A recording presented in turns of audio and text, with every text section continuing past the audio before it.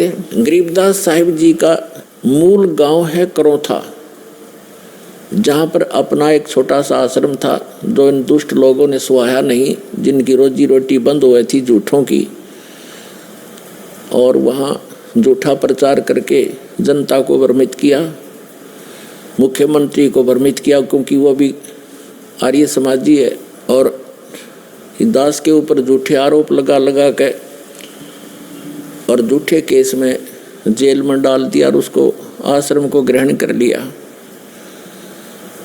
फिर भी परमात्मा कहते हैं कि साच को आंच नहीं होती। पुणात्मा आई कोर्ट ने हमारे हक में फैसला कर दिया। सन 2009 में मुख्यमंत्री आर्य समाजी और आर्य जो हमारा विरोध कर रहे थे, आर्य प्रतिनिधि सभा हरियाणा वाले, वो दोनों मिलकर सुप्रीम कोर्ट पहुंच गए। देख इनकी अकल मारी जा रही। कोई बात हो, अरे हम तो सत्य और असत्य की लड़ाई लड़ रहे हैं, ज्ञान और अज्ञान का झगड़ा, ज्ञान का जवाब ज्ञान से देना चाहिए। अब सुप्रीम कोर्ट में ऐसा मुंह पे थप्पड़ मार दिया परमात्मा ने उनके 8 वकील, 6 तो सरकार के, 2 उनके टॉप मोस्ट वकील कर रखे।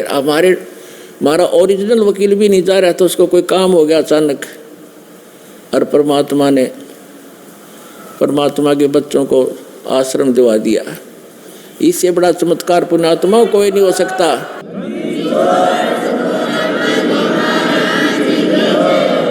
अब भगवान से बाहर कौन जाएगा? ये जज क्या है? ये भी परमात्मा के रिमोट से चलते हैं, उसी के बच्चे हैं, उनकी बुद्धि उनके हाथ में है।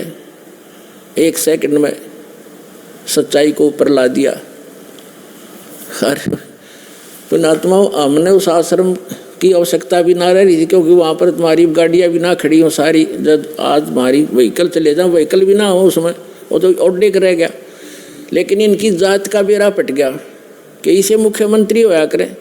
राजा को चाहिए दोनों तरफ की बात सुनकर जब डिसीजन लेना चाहिए। एक तरफ जुआ जुड़ जा, तो ये कलयुगी राजाएं हैं। पुराने राजाओं का आप हिसाब लाओ। रामचंद्र जी राजा थे अयोध्या के, वो किसी मंत्री या किसी अपने साथी की बात में विश्वास नहीं करते थे, भगवान से डरने वाले थे। यदि कोई ऐसी जटिल समस्या होती, वह स्वयं वेश बदल कर जाया करते थे और निष्कर्ष निकाल कर निर्णय लिया करते थे। राजकाल के राजा उनकी पार्टी के 2 बात कह दे, फलाना ऐसा है, दकड़ा ऐसा है, कर दो उसका नाश। लेकिन हमारे साथ भगवान है, हमारा विरोध करने वालों का नाश हो जाएगा। भगवान के बच्चों का नाश आज तक हुआ नहीं, हर ना होगा।